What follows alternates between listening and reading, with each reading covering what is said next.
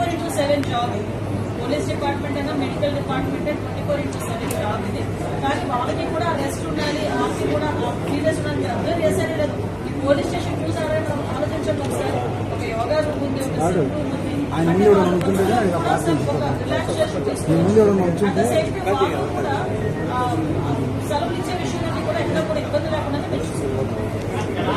చట్టాన్ని కంట్రోల్ చేయాల్సిన పోలీసు. చట్టాన్ని పోలీసు చేతిలోకి తీసుకోవడం ఇష్యూ ఏంటంటే ఒకటండి, నాకు అర్థం కాదు ఏంటంటే తప్పు చేసిన వాళ్ళకి పొలం ఏంటి మనకు అదొక్కటి చెప్పండి. వాళ్ళు గాంజా బ్యాచ్ కూడా ప్రెస్ నోట్ కూడా రిలీజ్ చేశారు సిటీ. అసలు వాళ్ళ మీద ఎన్ని రౌడీ షీట్స్ ఉన్నాయి. అసలు తెనాల్లోని నాకే మీకు కూడా ఒక సోషల్ రెస్పాన్సిబిలిటీ ఉంది, విలేకరులుగా మీకు కూడా. ఒకసారి తెనాల్లో వాళ్ళ తాలూకా నేచర్ ఏంటి, వాళ్ళ తాలూకా బ్యాక్గ్రౌండ్ ఏంటి అనేది ఒకసారి చెక్ చేయండి. యాక్చువల్గా ఒక గాంజా బ్యాచ్ పోలీస్ డిపార్ట్మెంట్ మీద చేంజ్ చేసుకుంటారు అంటే ఫర్దర్గా ఒకసారి దానికి కూడా వీళ్ళు రాజకీయ రంగులు వేసి దానికి కులాన్ని అంటగట్టి మతాన్ని అంటగడతా ఉంటే పోలీస్ డిపార్ట్మెంట్ ఎలా వర్క్ చేసుకోవాలి ఒకసారి ఆలోచించాలి. ఇదే పోలీస్ యాక్షన్ తీసుకోలేదు, ఏదైనా ఒక స్టెప్ ఫార్వర్డ్ వేస్తే ఈ రకంగా మాట్లాడారు. అంటే నేనేమంటానంటే కొంతమంది మన డిపార్ట్మెంట్ చేసుకునే వాళ్ళు అలాగే నేను అమాయకులు ఎవరిని కూడా మీరు పెడతాను. నేను ఒకటే మాట్లాడుతానంటే ఎక్స్సీఎం ఈయన జగన్మోహన్ రెడ్డి ఏదేదో మాట్లాడతారు, వీటిలో ఏదో పెడుతున్నారు, రేపు కూడా వస్తారు అంటారు. నేను డైరెక్ట్ క్వశ్చన్ అండి. డాక్టర్ సుధాకర్ అనే వ్యక్తి మాస్క్ అడిగిన పాపానికి నడి రోడ్డు మీద రెక్కలు విడిచి చుక్కా ఇప్పి కొట్టిన సందర్భం మర్చిపోయారు. మరి ఆ రోజు ఎందుకు మాట్లాడలేదు జగన్మోహన్ రెడ్డి?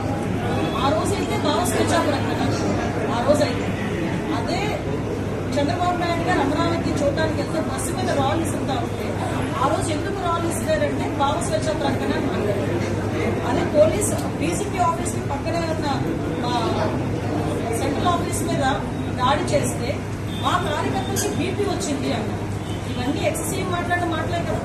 ఈరోజు అదే వరప్రసాద్ అని మన రాజమండ్రిలో వరప్రసాద్ అని ఇసుక మాఫియా గురించి మాట్లాడితే పోలీస్ స్టేషన్ లో కూర్చుని శిరోమండనం చేస్తే మరి ఆ రోజు ఎందుకు మాట్లాడలేదు? దళిత నాయకులు ఆ రోజు దళితులు ఎందుకు శిరోమండనం చేశారు అని చెప్పి ఆ రోజు ఎందుకు మాట్లాడలేదు? ఆ రోజు ఎందుకు వరప్రసాద్ ఇంటికి వెళ్ళి పలకరించలేదు? ఆ రోజు ఎందుకు డాక్టర్ సుధాకర్ ఇంటికి వెళ్ళి పలకరించలేదు?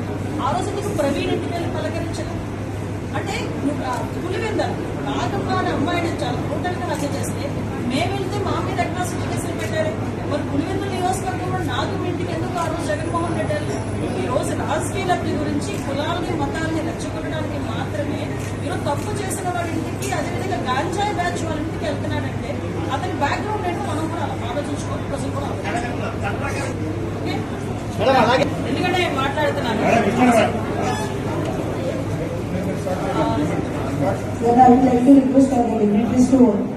ఎందుకంటే లాస్ట్ టైం సజ్జల గారి చేతిలో, లాస్ట్ హోమ్ మినిస్టర్ చేతిలో కానీ సీఎం చేతిలో కానీ పోలీస్ డిపార్ట్మెంట్ ఉండేది.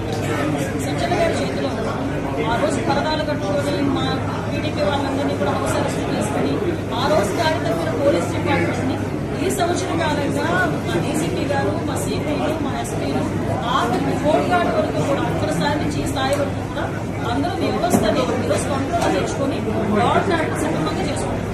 అది ప్రజలు కూడా గమనించారు.